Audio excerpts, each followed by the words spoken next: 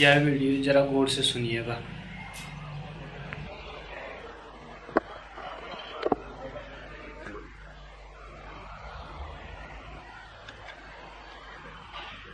एक छोटी सी कहानी से आज की चर्चा प्रारंभ करूंगा।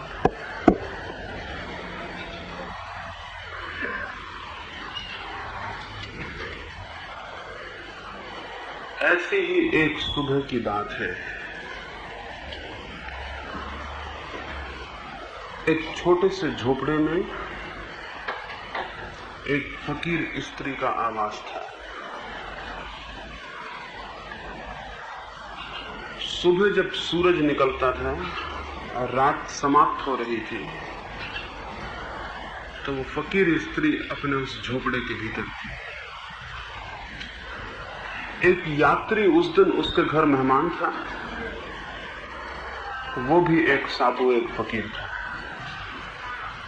वो झोपड़े के बाहर आया और उसने देखा कि बहुत ही सुंदर प्रभात का जन्म हो रहा है।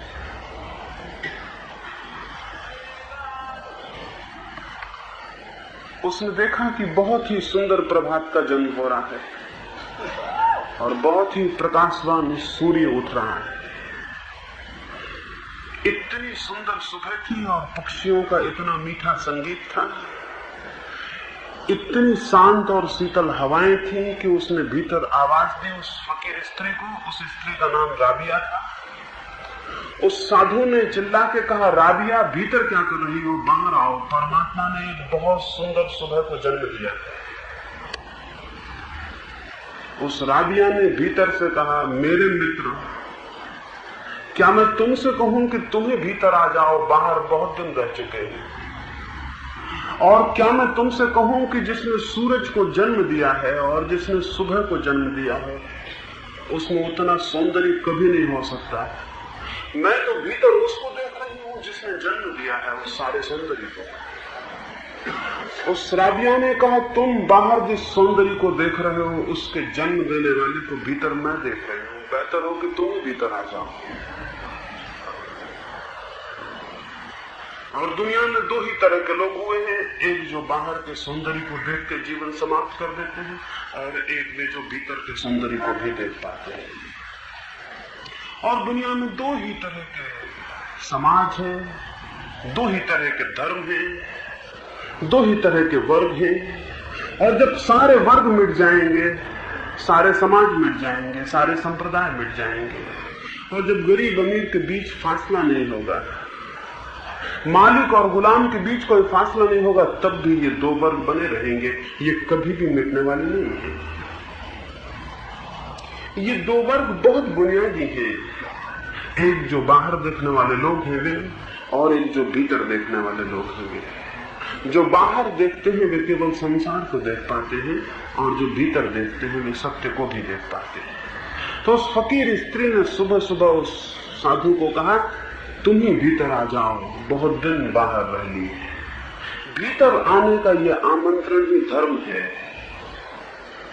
भीतर आने का यह बुलावा धर्म है। जिन लोगों ने भीतर जाके देखा है उन्होंने वे सारी चीजें उपलब्ध कर ली हैं जो बाहर खोजने वाले उपलब्ध नहीं कर सके। बाहर कोई कितना ही खोजे, न तो शांति मिलती है, न सत्य मिलता है, न आनंद मिलता है। बाहर भ्रम होता है कि मिल जाएगा लेकिन मिल नहीं पाता। बाहर चलना तो बहुत होता है लेकिन पहुंचना कभी नहीं होता। आज तक पूरे मनुष्य के इतिहास में एक भी मनुष्य ऐसा नहीं हुआ जो बाहर चला हो और जिसने अंत में कहा हो मुझे कृतार्थता मिल गई, मुझे धन्यता मिल गई, जिसने अंत में कहा हो मुझे आनंद उपलब्ध हुआ है। करोड़ों करोड़ों लोग इस जमीन पर रहे हैं और मिट गए हैं, लेकिन एक भी गवाही इस बात की नहीं है कि किसी मनुष्य ने यह कहा हो मैंने बाहर खोजा और मुझे आनंद मिला। एक भी गवाही जिस बात की नहीं है, एक भी आदमी जिस पक्ष में नहीं है, फिर भी हम न मालूम कैसे अंधे हैं कि उसी दिशा में खोजेंगे जिस दिशा में कभी उपलब्ध नहीं हुआ है। हाँ, ऐसी कुछ गवाहियां हैं जिनका कहना है कि भीतर आनंद उपलब्ध होता है और मैं आपको ये भी कह दूं कि ऐसा एक भी आदमी नहीं हुआ जमीन पर जिसने भीतर झांका हो और कह दिया हो कि वहां आनंद नहीं है। ऐसा भी एक भी आदमी नहीं हुआ। निरपवाद रूप से जिन्होंने भीतर झांका है उन्होंने कहा है कि वहां आनंद है। एक भी मनुष्य पूरे मनुष्य के इतिहास में ऐसा नहीं है जिसने भीतर झांक के कहा हो वहां आनंद नहीं। ऐसा जो प्रमाणित सत्य हो उस तरफ हमारी आंखें ना हो तो बड़ा आश्चर्य होता है, और ऐसा प्रमाणित जो असत्य हो उसी तरफ हमारी दौड़ हो तो बड़ी हैरानी होती है। जरूर हमारी बनावट में कोई भूल है, जरूर हमारे ढांचे में दिमाग में कोई गड़बड़ है, जरूर कोई प्राकृतिक ऐसी गड़बड़ है कि सब जानते हुए भी हम बाहर की तरफ जाते हैं और भीतर नहीं आ पाते। और अगर मैं आपको कहूं तो ऐसी भूल आपको स्पष्ट दिखाई पड़ेगी। मनुष्य के साथ एक दुर्घटना है, और वो दुर्घटना ये है कि उसकी सारी इंद्रियों के द्वार बाहर खुलते हैं, कोई इंद्रिय भीतर की तरफ नहीं खुलती। उसका स्वयं का होना भीतर है और उसके सारे द्वार बाहर खुलते हैं। हम एक ऐसे मकान में रह रहे हैं जिसका कोई दरवाजा भीतर की तरफ नहीं खुलता, सब दरवाजे बाहर की तरफ खुलते हैं।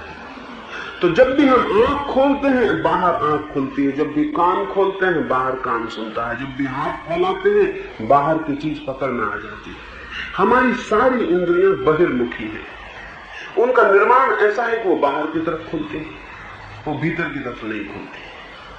और चूंकि वो भीतर की तरफ नहीं खुलती, इसलिए जब हम में प्यास जगती है आनंद को पाने की, जब हमारे प्राण आनंद को पाने के लिए प्यासे होते हैं, जब हमारे भीतर अभीप्सा सरकती है, और जब हमारे भीतर कण कण रोआ रोआ दुख के ऊपर उठना चाहता है और शांति पाना चाहता है, तो स्वाभाविक है हम बाहर खोजने लगते हैं। एक और छोटी कहानी कहूं, मुझे बड़ी प्रीति कर रही है, और उसी फकीर स्त्री के संबंध में जिसके बाबत मैंने कहा, जिसने उस साधु को कहा कि तुम ही भीतर आ जाओ। एक दिन सांझ लोगों ने देखा वो फकीर स्त्री अपने दरवाजे के बाहर कुछ ढूंढती है। कुछ लोगों ने पूछा क्या ढूंढती हो? वो अत्यंत बद्ध थी और लोगों ने सोचा उसकी सहायता कर दे। उस स्त्री ने कहा तुम सहायता तो करोगे लेकिन जो मैं खोजती हूं तुम शायद ही पा सको, क्योंकि मैं भी नहीं पा सकूंगी। लोगों ने कहा फिर भी तुम खोज रही हो तो हमको सहायता कर दें, शायद मिल जाए। उस स्त्री ने कहा मेरी कपड़ा सीने की एक सुई खो गई है, उसे खोजती हूँ। उन लोगों ने भी खोजना शुरू किया। रात गिर गई थी लेकिन थोड़ा सा प्रकाश जलता था रास्ते के लैंप पर और उसकी रोशनी पड़ती थी। वो उसे ढूंढते रहे। फिर एक आदमी ने पूछा सुई बहुत छोटी चीज है, हम ये तो पता लगा लें कि सुई गिरी कहाँ खोई तो हम वहां खोज लें। वो बुढ़िया कहने लगी ये मत पूछो। लोगों ने कहा ये न पूछेंगे तो खोजना मुश्किल है, रास्ता बड़ा है, सुई बहुत छोटी, प्रकाश बहुत कम। वो बूढ़ी स्त्री कहने लगी सुई तो मेरे भीतर के कमरे में मिली। उन लोगों ने कहा फिर तुम पागल हो जो उसे बाहर खोजती हो। वो स्त्री बोली जब मैं सीती थी मेरी सुई गिरी तो भीतर सूरज डूबने के करीब था। मैं इतनी गरीब स्त्री हूं कि मेरे पास कोई दिया तो है नहीं, कोई प्रकाश तो है नहीं। अंधेरा हो गया तो मैं खोजती हुई बाहर की ढलान में आ गई, वहां थोड़ी रोशनी थी। फिर वो रोशनी भी चली गई, बाहर सड़क पर आ गई, यहाँ लैंप जलता है, यहाँ खोजने में आसानी होगी। उन लोगों ने कहा तुम बिल्कुल पागल हो, जो चीज जहां गुमी है वहीं खोजी जा सकती है। तो उस फकीर स्त्री ने कहा कि मैं तुम सबको भी ऐसे ही खोजते देख रही हूं। तुम सब वहां खोज रहे हो जहां चीज गुमी ही नहीं। और चूंकि मनुष्य की इंद्रियों का प्रकाश बाहर पड़ता है इसलिए आदमी बाहर खोजने लगता है। हमें पूछना जरूरी है कि हम जिस बात की तलाश कर रहे हैं उसे खोया कहां। और ये स्मरण रखें तलाश केवल उसकी होती है जिसे खोया हो, अन्यथा हमें पता भी नहीं हो सकता। मनुष्य आनंद को खोजता है, इस बात का सबूत है कि आनंद खोया गया है, अन्यथा आनंद का पता भी नहीं हो सकता। मनुष्य सत्य को खोजता है, इस बात की सूचना है कि सत्य खोया गया है, अन्यथा सत्य का कोई पता भी नहीं हो सकता। हम प्राणों के किसी तल पर जानते हैं कि सत्य को हमने खोया है, आनंद को हमने खोया है, इसलिए उन्हें खोजते हैं। लेकिन हम ये नहीं पूछते उसे खोया कहां है, और जो ये ना पूछेगा उसकी सारी खोज व्यर्थ हो जाएगी। सबसे पहले ये जानना जरूरी है कि हमने आनंद को खोया कहां है। क्या हमने उसे बाहर के जगत में खोया है तो हम उसे बाहर खोजें।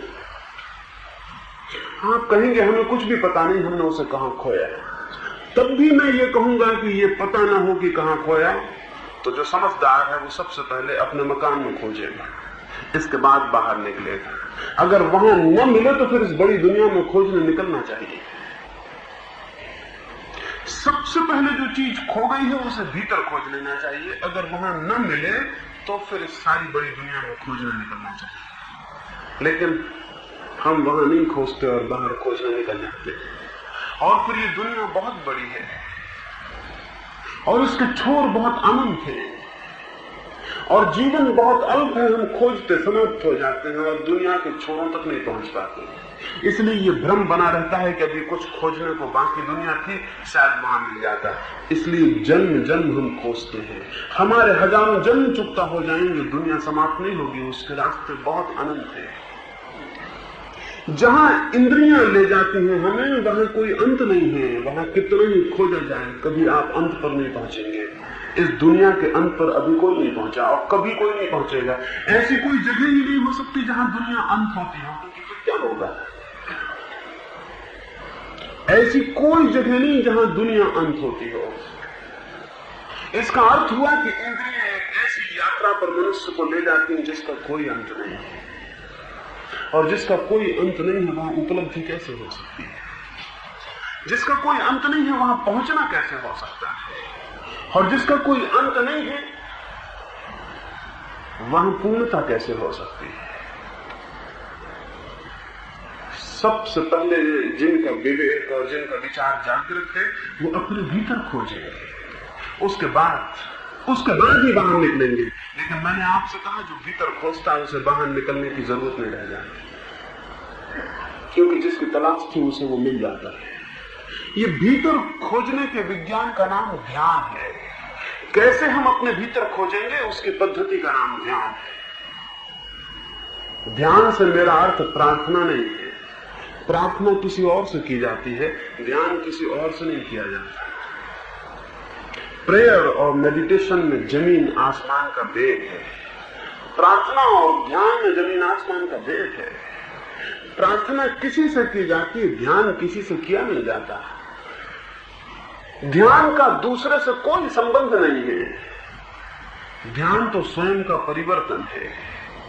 ध्यान तो स्वयं के चित्त को इतना निर्दोष, इतना शांत, इतना शून्य बना लेने का नाम है कि वहां चित्त की झील इतनी शांत हो जाए कि उस पर कोई लहर का कंपन ना उठता हो। तो शांत दर्पण जैसी झील में सत्य के प्रतिबिंब को पकड़ा जा सकता है। प्रार्थना ध्यान नहीं है, और प्रार्थना मूल अर्थ भी नहीं रखती साधना का। प्रार्थना तो अक्सर हमारी वासनाओं का ही रूपांतरण है, क्योंकि प्रार्थना में अक्सर हम मांगते हैं, ध्यान में कुछ मांगा नहीं जाता। और प्रार्थना में हम परमात्मा की स्तुति करते हैं। हम बड़े नासमझ हैं, हम सोचते हैं कि परमात्मा प्रशंसा से आनंदित होता होगा। हम परमात्मा की कल्पना उन्हीं छोटे छोटे लोगों की तरह करते हैं जो प्रशंसा से प्रशंसित होते हैं और निंदा से निंदित हो जाते हैं।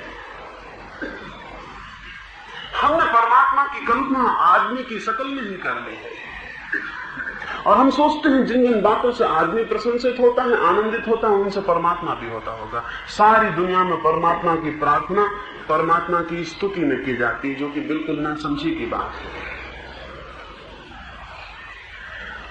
परमात्मा की प्रार्थना करने से कोई अर्थ नहीं है, कोई प्रयोजन नहीं है। हाँ, ध्यान करने से व्यक्ति जरूर परमात्मा को उपलब्ध होता है। ध्यान करने से जरूर व्यक्ति परमात्मा को उपलब्ध होता है, प्रार्थना करने से नहीं। परमात्मा को खुश नहीं किया जा सकता, क्योंकि जिसे दुखी नहीं किया जा सकता उसे खुश भी नहीं किया जा सकता। जिसे परेशान नहीं किया जा सकता उसे प्रसन्न भी नहीं किया जा सकता, उसे किसी के पक्ष में आंदोलित नहीं किया जा सकता क्योंकि उसे किसी के विपक्ष में नहीं किया जा सकता। जो लोग प्रार्थना करते हो और सोचते हो वे लोग डूब जाएंगे, जो प्रार्थना नहीं करते तो बड़े नासमझ हैं। परमात्मा आपकी प्रार्थनाओं से आंदोलित नहीं होता, आपकी क्षुद्र कामनाओं से आंदोलित नहीं होता, लेकिन अगर आपके भीतर परिवर्तन हो जाए, आपकी चेतना समग्रीभूत रूप से परिवर्तित हो जाए, ट्रांसफॉर्मेशन हो जाए, तो आप परमात्मा से जरूर संबंधित हो जाते हैं, क्योंकि उस क्षण में आप और परमात्मा के बीच कोई फासला और दूरी नहीं रह जाती, क्योंकि उस क्षण में आप जानते हैं कि आप स्वयं परमात्मा के हिस्से हैं। और ये दुखद है कि जो परमात्मा का हिस्सा है वो परमात्मा के चरणों पर सिर टेके, ये परमात्मा को ही परमात्मा की प्रार्थना करवाना बिल्कुल नासमझी है। प्रार्थना इसलिए ध्यान नहीं है, ध्यान बड़ी दूसरी बात है। उस संबंध में आज मैं सुबह आपसे कुछ कहना चाहता हूं। ध्यान क्या है? इसके पहले कि मैं कहूं कि ध्यान क्या है, मैं कुछ बातें बता दूं कि ध्यान क्या नहीं है। मैंने पहली बात कही कि प्रार्थना ध्यान नहीं है।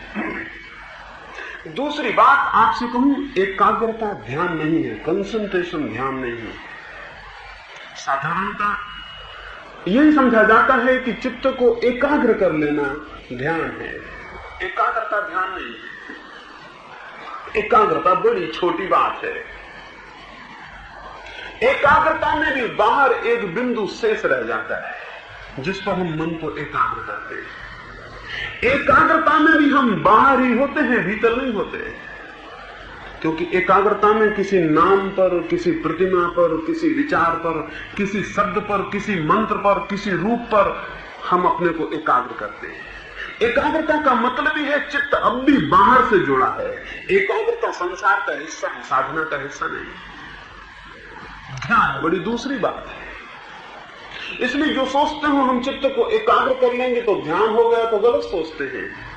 ध्यान का अर्थ है बाहर से कोई संबंध न रह जाए, बाहर से असंबंधित हो जाने का नाम ध्यान है। एकाग्रता तो बाहर से संबंध है। तो ध्यान का अर्थ हुआ कि चित्त की बाहर के जगत में कोई गति न रह जाए, चित्त बाहर न जाता हो, चित्त का व्यापार बाहर न चलता हो, चित्त का कोई व्यापार न चलता हो, चित्त बिल्कुल निष्पन्न हो जाए, चित्त बिल्कुल शून्य हो जाए, चित्त की कोई गति न रह जाए, चित्त अगति को उपलब्ध हो जाए। उस अवस्था को पतंजलि ने निरोध कहा है। चित्त अगति को उपलब्ध हो जाए, कोई गति, कोई व्यापार, कोई स्पंदन न रह जाए। उस निष्पन्द क्षण में, उस ठहरे हुए क्षण में, उस रुके हुए क्षण में जब सब रुक गया हो, भीतर कोई चीज चलायमान न हो, सब ठहर गई हो बातें, सब ठहर गया हो, थम गया हो, उस अवस्था का नाम ध्यान है। ध्यान एकाग्रता नहीं, ध्यान शून्यता है। शून्यता में कोई बिंदु नहीं रह जाता जहां हम टिकते हो, कोई आधार नहीं रह जाता, सब निराधार हो जाता है। एकाग्रता को जो लोग ध्यान समझ लेते हैं उनके लिए ध्यान एक तरह का दमन, एक तरह का सप्रेशन, एक तरह की जबरदस्ती हो जाती है। वो अपने मन को जबरदस्ती कहीं लगाने की कोशिश करते हैं और ऐसे लोग बड़े असफल हो जाते हैं।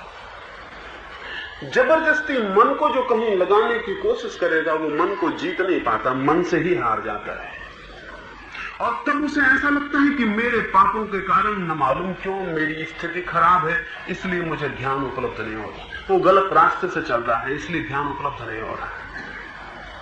वो अपने हाथ से ही गलत कर रहा है। मन के भीतर जो व्यक्ति द्वंद्व करेगा, कॉन्फ्लिक्ट करेगा, लड़ेगा, वो अपने को दो हिस्सों में तोड़ रहा है। जिससे लड़ रहा है वो भी वही है और जो लड़ रहा है वो भी वही है। अगर मैं अपने इन दोनों हाथों को लड़ाऊं तो कौन जीतेगा? अगर मेरे ये दोनों हाथ लड़े और मैं अपनी सारी ताकत लगा दूं इन दोनों हाथों को लड़ाने में, तो कौन जीतेगा? कोई जीतेगा? इन दोनों हाथों में से कोई नहीं जीत सकता, क्योंकि दोनों हाथ मेरे हैं। और इन दोनों के लड़ाने में इतना होगा कि मेरी शक्ति ह्रास होगी और मैं कमजोर होता जाऊंगा। ये हाथ तो हारेंगे, जीतेंगे नहीं, मैं हार जाऊंगा। जो व्यक्ति मन के भीतर लड़ाई शुरू कर देता है, मन के किसी हिस्से से स्वयं लड़ने लगता है, मन को दो हिस्सों में बांट के लड़ाने लगता है, वो दो हाथ लड़ा रहा है। उन दोनों में से तो कोई नहीं जीतेगा, वो क्षीण और कमजोर हो जाएगा और हरास हो जाएगा। तिब्बत में एक साधु था मिलरेपा, वो एक मंदिर में ठहरा हुआ था। वो बड़ा शांत और सीधा साधु था, लेकिन उसके बाद लोगों में ये प्रचार था कि उसको बड़ी सिद्धियां उपलब्ध हैं, और अगर वो आशीर्वाद भी दे दे किसी को तो उसे भी सिद्धियां उपलब्ध हो जाती है। वो तो बड़ा शांत और सीधा आदमी था, उसे सिद्धियों का कोई पता भी नहीं था। लेकिन एक आदमी उसके पास आया एक रात, उसने उसके पैर पकड़ लिए और उसने कहा कि मुझे कुछ सिद्धि चाहिए, मैं बहुत दुखी और पीड़ित हूं, मुझे कोई मंत्र चाहिए जो सिद्ध हो जाए तो मेरी सारी दुख पीड़ा अलग हो जाए। साधु ने कहा मैं तो कुछ जानता नहीं, मंत्र जब मैं साधु नहीं हुआ था तो याद भी थे, जब से साधु हुआ वो भी भूल गया।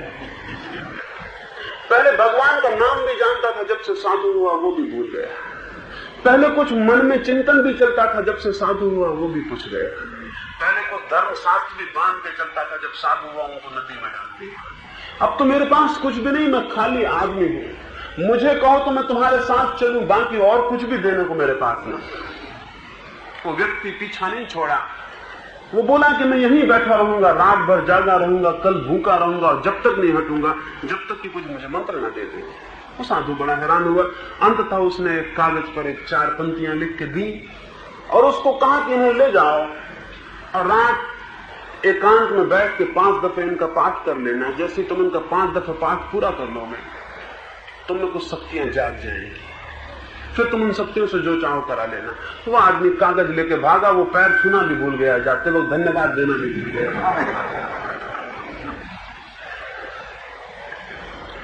उसको कुछ ख्याल भी नहीं रहा किसी धन्यवाद भी देना। लेकिन जब वो सीढ़ियां आगे उतरा था तो साधु ने कहा ठहरो ठहरो, 2 भूलें हो गई, तुमने मुझे धन्यवाद नहीं दिया और एक शर्त मुझे बतानी थी वो मैं नहीं बता पाया। तुम मुझे धन्यवाद नहीं दे पाए और एक शर्त मुझे बतानी थी वो मैं नहीं बता पाया। एक शर्त मुझे मेरे गुरु ने दी थी कि इस मंत्र को पढ़ते बंदर का स्मरण नहीं आना चाहिए, तो 5 दफे पढ़ना है लेकिन बंदर का स्मरण ना आए। वो आदमी बोला मुझे कभी जीवन में बंदर का स्मरण नहीं आया है, इसको 5 दफे पढ़ने में क्यों आएगा। वो भागा, लेकिन वो पूरी सीढ़ियां भी नहीं उतर पाया कि बंदर का स्मरण आना शुरू हो गई। मंदिर की बड़ी सीढ़ियां थी, वो जब नीचे उतर कर आया तो उसने देखा उसके मन में तो बंदर का ख्याल और चित्र आ रहा है। वो बहुत घबराया, उसने उसे बहुत छिटकने की, हटाने की कोशिश की, लेकिन जैसे जैसे वो हटाने लगा और भी बंदर उसके साथ आने लगे। वो घर पहुंचते पहुंचते बंदरों की भीड़ से गिर गए, उसके मन में बंदर ही बंदर हो गए। वो बहुत घबराया, उसने कहा ये क्या पागलपन की है। इस साधु ने कैसी नासमझी की, भूल गया था तो भूल ही जाता है, उस शर्त को न बताता है।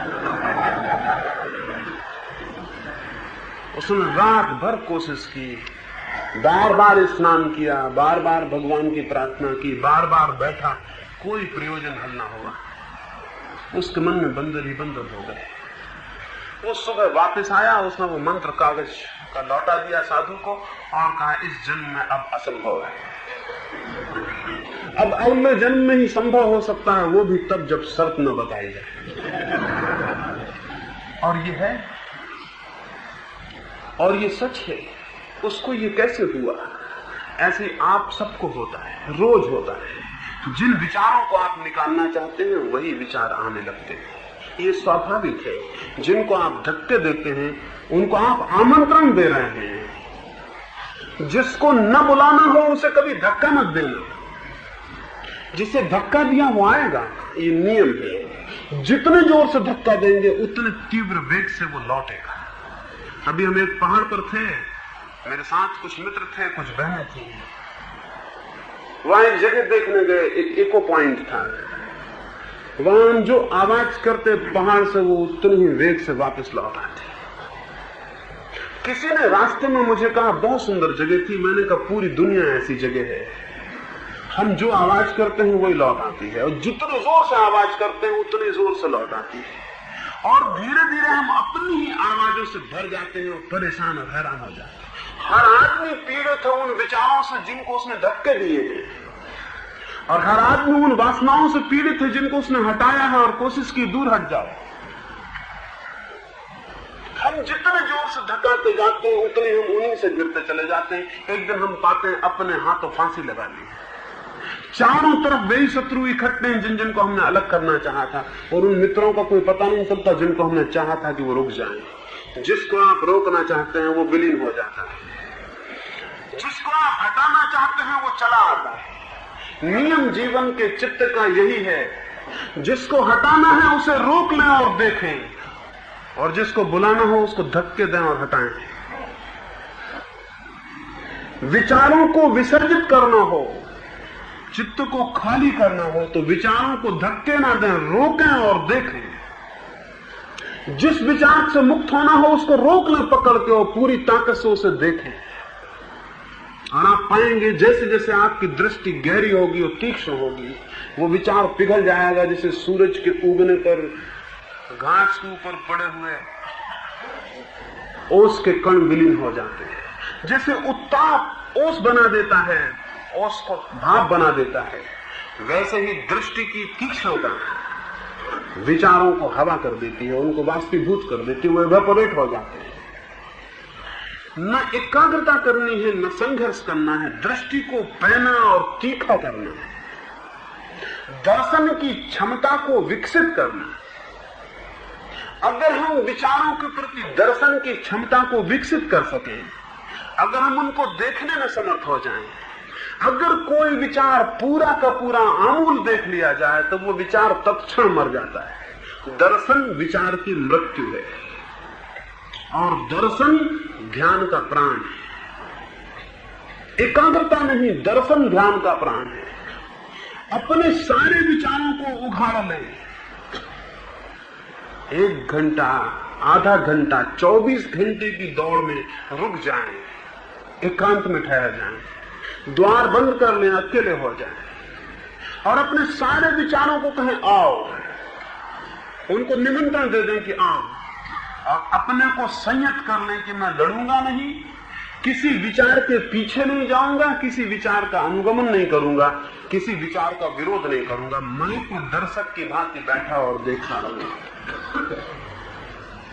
कुछ भी नहीं करूंगा, बस देखता रहूंगा बैठकर, जो भी विचार आएंगे उनको देखता रहूंगा। धीरे से ये बात सधेगी, क्योंकि हमारी आदतें खराब हैं। हमें सिखाया जाता है कि बुरे विचार अलग करो, भले विचार पकड़ो। हमारी नैतिक शिक्षा यह है कि बुरे विचार को मत पकड़ना, भले विचार को पकड़ लेना। ये ऐसे ही है जैसे कोई कहे सिक्के के एक पहलू को रख लेना और दूसरे पहलू को फेंक देना। तो एक पहलू को पकड़ेंगे और दूसरे को फेंकेंगे, बड़ी दिक्कत में पड़ जाएंगे। सिक्का या तो पूरा बचता है या पूरा फेंका जाता है, उसमें से आधा बचाया नहीं जा सकता। बुरे और भले विचार एक ही सिक्के के 2 पहलू हैं। इनमें से एक को बचाना और दूसरे को फेंकना संभव नहीं है। जो बुरे को हटाएगा और भले को रोकेगा वो बुरे से पीड़ित रहेगा, वो बुरे से मुक्त नहीं हो सकता, क्योंकि वो काम ही गलत कर रहा है। वो तो अनिवार्य हिस्से हैं, एक दूसरे से जुड़े हैं। पूरे विचार को फेंका जा सकता है, पूरे विचार को फेंका जा सकता है, शुभ अशुभ दोनों चले जाएंगे, और तब जो शेष रह जाता है वह दिव्य है। वो न शुभ है न अशुभ है, वो भागवत है, वो डिवाइन है। उसका शुभ अशुभ से कोई नाता नहीं। वो स्थिति धर्म की है जब कोई शुभ अशुभ नहीं रह जाता और दोनों से शून्य चित्त रह जाता है।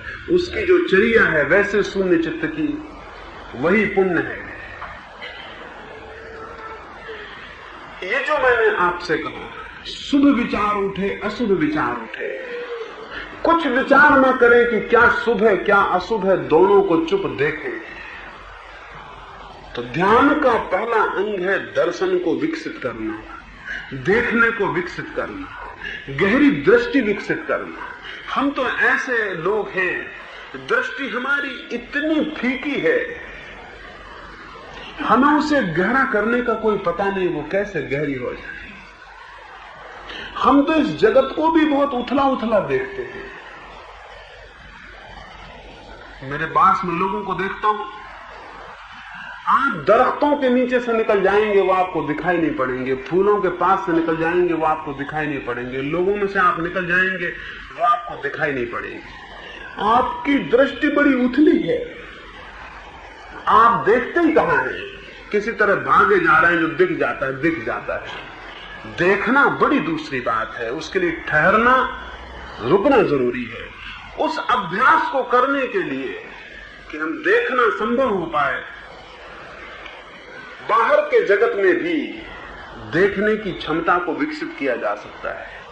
कभी 10-5 क्षण को किसी फूल के पास बैठ जाएं और चुपचाप देखते रहें, सोचें ना गुलाब का है कि जूही का है कि किसका है, सोचें ना, सिर्फ देखते रहें, कुछ ना करें, सिर्फ देखें और इतने ख्याल रखें कि मुझे सिर्फ ये गुलाब दिखाई पड़ रहा है और मैं कुछ भी नहीं कर रहा हूं। कभी चांद को देखा और चुपचाप देखते रह जाएं, कभी आकाश को देखा और चुपचाप देखते रह जाएं, कभी किसी व्यक्ति के चेहरे को देखा और चुपचाप देखते रह जाएं, कभी समुद्र के किनारे बैठे और चुपचाप देखते रह जाएं। कुछ सोचे ना, कुछ विचारे ना, सिर्फ देखें। धीरे धीरे देखने की क्षमता आप में विकसित होगी। फिर वैसे ही अपने भीतर आंख बंद करके विचार को देखें। जैसा पदार्थ को देखा है वैसे विचार को देखें। विचार भी पदार्थ की ही प्रतिध्वनि है, वह भी बाहर के जगत में जो कोलाहल है उसका ही सुना हुआ स्वर है। जो हमारी इंद्रियां बाहर के जगत में मांगती हैं निरंतर, जो उन्हें उपलब्ध नहीं होता, उसकी आकांक्षाएं विचार में हैं। जो उपलब्ध हो जाता है उसकी प्रतिछवियां विचार में हैं। बाहर इंद्रियों का जो कोलाहल है उसके ही रिफ्लेक्शंस, उसके ही संस्कार, उसकी ही ध्वनियां भीतर इकट्ठी हो गई, वही विचार है। मैंने सुना है एक भवन में एक कुत्ता और बिल्ली दोनों एक साथ पाल लिए गए थे। एक सुबह उस बिल्ली ने उठ के कहा, आज रात तो अद्भुत हुआ, मैंने स्वप्न देखा कि इस वर्ष वर्षा में पानी नहीं, चूहे गिरेंगे। वो कुत्ता बोला, बिल्कुल नासमझी की बात है, न किसी शास्त्र में कभी लिखा है ये, न पुराणों में कभी इसकी कथा सुनी है, न किसी इतिहास में इसका उल्लेख है कि कभी चूहे गिरे हो। हाँ, ऐसे उल्लेख जरूर है जब वर्षा में हड्डियां गिरी और पानी नहीं गिरा। उसने कहा, मैं भी स्वप्न देखता हूं, कभी ये नहीं देखा कि चूहे गिरते हो, हड्डियां गिरती हैं। उस कुत्ते ने ठीक ही कहा, उसकी जो प्रतिध्वनियां हैं जगत के प्रति वो हड्डियों की है। बिल्ली ने ठीक ही देखा, उसकी जो प्रतिध्वनियां हैं जगत से वो चूहों की है। हमारी इंद्रियों का जो बाहर के जगत में व्यापार चल रहा है, उनकी ही सारी प्रतिध्वनियां इकट्ठी होकर भीतर विचार बन जाती हैं, स्वप्न बन जाती हैं। ये सारा का सारा जो भीतर कोलाहल है, इसको भी बाहर के जगत का हिस्सा समझें, इसको भी वैसे ही देखें जैसे बाहर के जगत को देखते हैं। जैसे ये खंबा है और मकान है और रास्ते हैं और लोग हैं, वैसा ही अपने भीतर भी जाने कि इस खंबे की छाया है, लोगों की छायाएं हैं, सड़कों की छायाएं हैं, वो भी बाहर के जगत के प्रतिफलन है। वहां भी चुप बैठ जाएं और देखें, एक असली दुनिया बाहर है, एक उस असली दुनिया ने आघात कर कर हमारे भीतर एक नकली दुनिया पैदा कर दी। उस नकली दुनिया का नाम विचार है। वो जो विचार भीतर पैदा हुआ है वही बाधा है। ये बाहर का जगत बाधा नहीं है परमात्मा को पाने में। वो जो भीतर प्रतिध्वनि पैदा हुई है इस जगत की, वो बाधा है। अब कुछ ना समझेंगे, इस बाहर के जगत को छोड़ने को संन्यास समझ लेते होंगे, वो गलती नहीं है। ये बाहर के जगत को छोड़कर तो जाओगे कहां? इस बाहर के जगत को छोड़ के जाओगे कहां? ऐसी कोई जगह नहीं जहां बाहर का जगत ना हो। जो भी जगह होगी वो जगत के भीतर होगी। बाहर के जगत को छोड़ने को जो संन्यास और साधना समझ लेता हो वो गलती में इसे छोड़ के जाएंगे कहां? इसे नहीं छोड़ा जा सकता। हाँ, भीतर का जो जगत है उसे छोड़ा जा सकता है। तो मैं ये नहीं कहता जिसने संसार को छोड़ दिया वो सन्यासी है। मैं कहता हूं जिसके भीतर संसार नहीं वो सन्यासी है। जिसके भीतर ये संसार नहीं है विचार का, वो सन्यासी है। जिसने भीतर इस जगत को गिरा दिया। जो भीतर अकेला है और बाहर जगत है और बीच में दोनों के कुछ भी नहीं, वह आदमी सन्यासी है। जिसके और संसार के बीच में कुछ भी नहीं है वह आदमी सन्यासी है। और जब दोनों के बीच में कुछ भी नहीं रह जाता तो ये संसार नहीं रह जाता, परमात्मा का रूप हो जाता है। तब उस खाली स्थान में से दिखाई पड़ता है कि तो स्वयं परमात्मा है। ये तो सारा जगत तब प्रभु चैतन्य से व्याप्त, तब ये कण कण उसके ही आनंद से आंदोलित, और तब ये हवाएं उससे ही प्रभावित, और ये सारा प्रकाश उससे ही उद्भूत, और ये सारा जगत उसका ही आनंद मग्न नृत्य हो जाता है, ये उसके ही संगीत की स्फुरना हो जाता है। लेकिन तब जब भीतर हमारे कोई जगत ना हो, वो जो भीतर जगत है उसे नष्ट करना है, उसे विलीन करना है। उसे विलीन करने का जो उपाय मैंने कहा, पहली बात तो उपाय के लिए यह है कि हम अपने विचार के साक्षी, दर्शक, दृष्टा, उसके देखने वाले बने। और दूसरी बात यह है जो सहयोगी और उपयोगी है, एक तो ये करें 24 घंटे में थोड़े समय को विचार के दर्शक हो जाएं। क्रमशः थोड़े दिनों के अभ्यास में दिखाई पड़ने वे शुरू होंगे, और थोड़े अभ्यास में वे गिरते हुए दिखाई पड़ेंगे, और थोड़े अभ्यास में वे शून्य होते मालूम होंगे। एक तो ये करें, और उतनी ही थोड़ी देर को एक दूसरा प्रयोग भी साथ में चलाएं। तो 1 घंटे के माध्यम से आधा घंटा दर्शन का प्रयोग, और आधा घंटे को मैं कहता हूं मृत्यु का प्रयोग। जिस व्यक्ति को ध्यान साधना हो उसे मरना सीखना होता है। मरते सारे लोग हैं, लेकिन सीख के बहुत कम लोग मरते हैं, और जो मरने को सीख लेते हैं अद्भुत होता है, उन्हें घटना घटती है। जो मरने को सीख लेते हैं फिर मृत्यु उनकी नहीं होती। जो अपने हाथ से मृत्यु को सीख लेता है वो जान जाता है कि उसके भीतर कोई तत्व है जिसकी कोई मृत्यु नहीं है, और जो अपने हाथ से मृत्यु को नहीं साधता उसे मृत्यु बार बार घटित होती है और अमृत से वो परिचित नहीं हो पाता। ध्यान एक तरह की मृत्यु साधना है, अपने हाथ से मरना। आप घड़ी को कभी रात के किसी एकांत कोने में मर जाएं, आप कहेंगे ये हमारे बस में कैसे कि हम मर जाएं। मैं आपको कहूं ये हमारे बस में है, मरा जा सकता है। मरने के लिए ऐसा करें, द्वार बंद कर लें, सब तरफ से द्वार बंद कर लें, लेट जाएं, शरीर को ढीला छोड़ दें, आंख बंद कर लें और ये कल्पना करें कि आप समझ लें कि मर गए, समझ लें कि आप मर गए हैं, आपकी अंतिम घड़ी आ गई, आपके प्राण निकल गए। और तब सोचें कि जब आप सच में मरेंगे तो कौन से लोग आपके आसपास इकट्ठे हो जाएंगे, आपके मित्र, आपके प्रेम करने वाले, आपके संबंधी, आपके पड़ोसी, वो सब आने लगे हैं। आप मर गए हैं, मोहल्ले में, पड़ोस में खबर फैल गई कि आप मर चुके हैं, लोग आने शुरू हो गए। वो लोग आ जाएंगे, कमरे में उनकी कल्पना की भीड़ आने लगेगी, आपको उनके चेहरे दिखाई पड़ने लगेंगे। जब सारे लोग आ जाएं तो फिर आपकी अर्थी उठेगी, उसे भी उठते हुए देखें कि लोगों ने आपकी लाश को बांध दिया, वो आपकी अर्थी को कंधों पर ले चले, रास्ते से आपका गुजरना शुरू हो गया, और उस मरघट तक पीछा करें अपनी इस लाश का। अब मरघट पर पहुंच गए और चिता जला दी गई और आपकी लाश उस तरफ दी गई और सब राख हुआ जा रहा है। इसका निरंतर अभ्यास करने पर एक दिन आप पाएंगे सब जल गया है और आप बिना शरीर के अपने को अनुभव करेंगे। निरंतर अभ्यास करने से किसी दिन आप अचानक होश से भर जाएंगे और पाएंगे सब जल गया और आप बिना शरीर के हैं। और जब शरीर पूरा जल जाएगा तो आप अचानक पाएंगे कि आपके सारे विचार शून्य हो गए, क्योंकि सारे विचारों को जन्म इस शरीर के माध्यम से मिलता है। इन इंद्रियों के द्वार से सारे विचार बाहर से आते हैं। अगर ये सब राख हो गई तो इनका सारा संसार भीतर गिर जाता है। उनके उस संसार के प्राण इंद्रियों के भीतर है, और तब आप अपने को विदेह अनुभव करेंगे और निर्विचार अनुभव करेंगे। इन दो प्रयोगों को अगर क्रमशः साधते चले जाएं तो आप ध्यान को साध रहे हैं, दर्शन की साधना और मृत्यु की साधना। और जिस दिन दर्शन और मृत्यु की पूर्णता आपको अनुभव होगी उस दिन आपको परम सत्य का साक्षात हो जाए। उस दिन आप पाएंगे जो भी आप में मरण धर्मा था वो मर गया है, और जो भी अमृत था वही केवल शेष रह गया। विचार सब शून्य हो जाएंगे, दर्शन शेष रह जाएगा। उस दर्शन में जब अमृत का अनुभव होता है तो व्यक्ति सत्य का साक्षात करता है। मैं प्रार्थना को नहीं कहता, इस तरह के ध्यान को कहता हूं।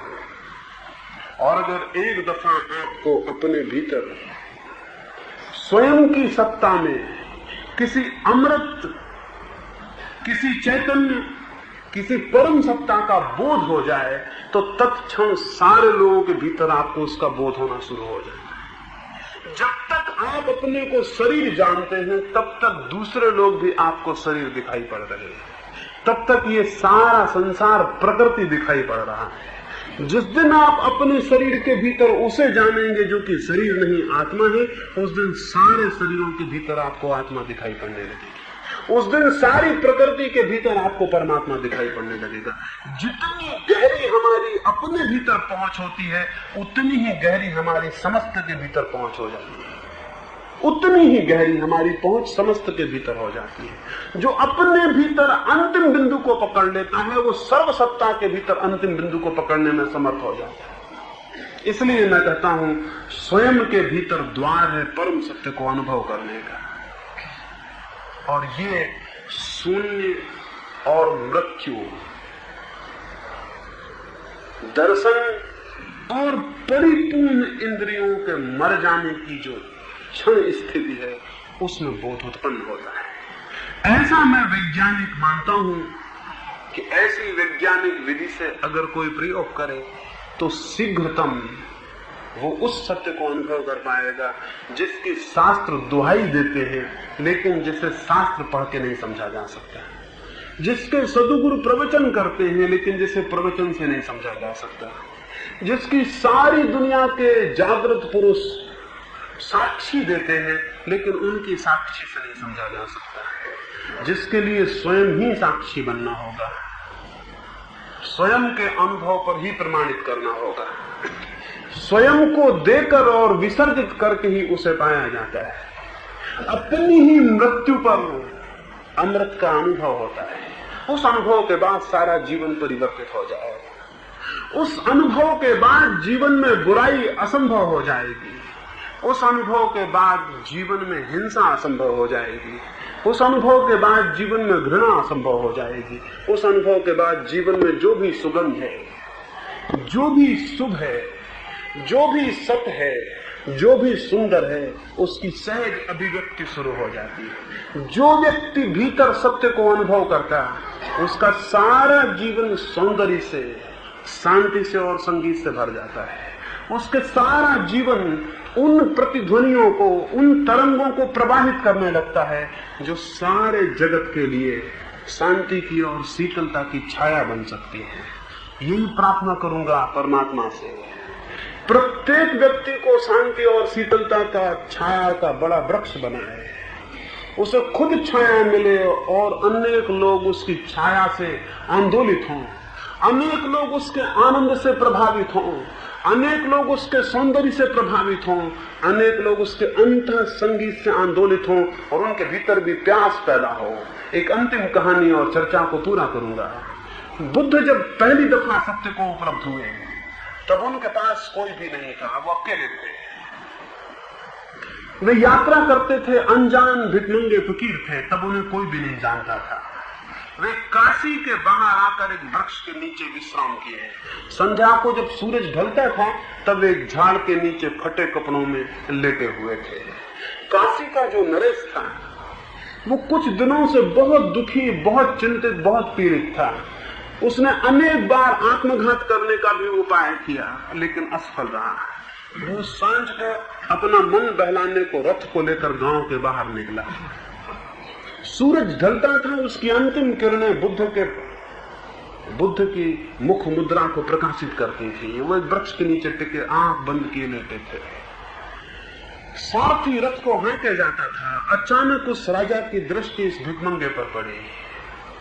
उसने सारथी को कहा, रथ रोक लो। ये कौन व्यक्ति यहाँ लेटा हुआ है? जिसके पास कुछ भी मालूम नहीं होता उसके पास सब कुछ कैसे दिखाई पड़ रहा? बुद्ध ने कहा, उस राजा ने कहा, जिस भिखमंगे के पास कुछ भी दिखाई नहीं पड़ता उसके पास सब कुछ कैसे दिखाई पड़ता? रथ रोको। मेरे पास सब कुछ है और मुझे कुछ भी दिखाई नहीं पड़ता। वो उतर के गए और उन्होंने बुद्ध को कहा कि क्या मैं ये पूछूं कि ये अद्भुत समृद्ध भिखमंगा कौन है? जो शब्द है वो ये कि ये अद्भुत समृद्ध भिखमंगा कौन है? बुद्ध ने कहा, एक दिन मैं भी दरिद्र समृद्ध था, जो तुम हो एक दिन मैं भी वही था। बहुत मेरे पास था और मेरे भीतर कुछ भी नहीं था। उस राजा ने कहा, मैं बहुत पीड़ित हूं, क्या ये कभी मुझे भी संभव हो सकता जो तुम्हें संभव हुआ? बुद्ध ने कहा, जो एक बीज के लिए संभव हो हर दूसरे बीज के लिए संभव है। हर बीज वृक्ष बन सकता है।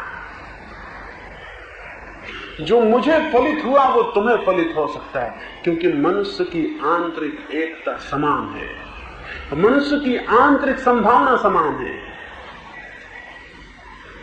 लेकिन कुछ करना होगा। उस राजा ने बुद्ध को कहा, मैं कुछ भी करने को तैयार हूं और मैं कुछ भी खोने को तैयार हूं, क्योंकि सच तो यह है कि जो भी मेरे पास है उसका मुझे कोई मूल्य मालूम नहीं होता। बुद्ध ने कहा, और कुछ खोने से वो नहीं मिलता है, जो स्वयं को खोने को तैयार होता है उससे ही वही मिलता है। तो स्वयं को खोने को मैंने मृत्यु कहा। जो स्वयं को खोने को राजी हो जाता है वो स्वयं की परम सत्ता को उपलब्ध हो जाता है। यही सूत्र है। जो बीज मिट्टी में अपने को गलाने के लिए राजी नहीं होता वो बीज कभी अंकुर नहीं बनता, वो बीज सड़ जाएगा। जिसने कोशिश की कि अपने को बचा लूं वो बीज सड़ जाएगा, उसमें अंकुर पैदा नहीं होगा। और जो बीज अपने को तोड़ देता और मिटा देता और मिट्टी में गल जाता है, उसका कोई पता भी नहीं चलता कहां गया, वो बीज अंकुर हो जाता है। अंकुरित तो होने का सूत्र है गल जाना और मिट जाना। और जो जीवन में इस भांति मरने लगे, गलने लगे और मिटने लगे, और जो अपने को खो दे, वो एक दिन पाएगा उसने स्वयं को पा लिया और विराट तर रूपों में बूंद बूंद की तरह खो जाती है और सागर बन जाती है। व्यक्ति जब व्यक्ति की तरह अपने को खो देता है तो वो परमात्मा हो जाता है। इसी सूत्र विचार के साथ अपनी चर्चा को पूरा करूंगा। बूंद जब बूंद की तरह अपने को खो देती है तो वो सागर हो जाती है, और व्यक्ति जब व्यक्ति की तरह अपने को मिटा देता है तो वो परमात्मा हो जाता है। ईश्वर आपको ये सौभाग्य दे कि आप मर सकें। मरने के पहले जो मर जाते हैं वे लोग धन्यवादी हैं। मेरी बातों को इतने प्रेम से सुना है उसके लिए बहुत बहुत अनुग्रहित हूं। सबके भीतर बैठे परमात्मा के लिए मेरे प्रणाम स्वीकार करें। अगर यह वीडियो आपको अच्छी लग रही हो तो वीडियो को लाइक और चैनल को सब्सक्राइब करें।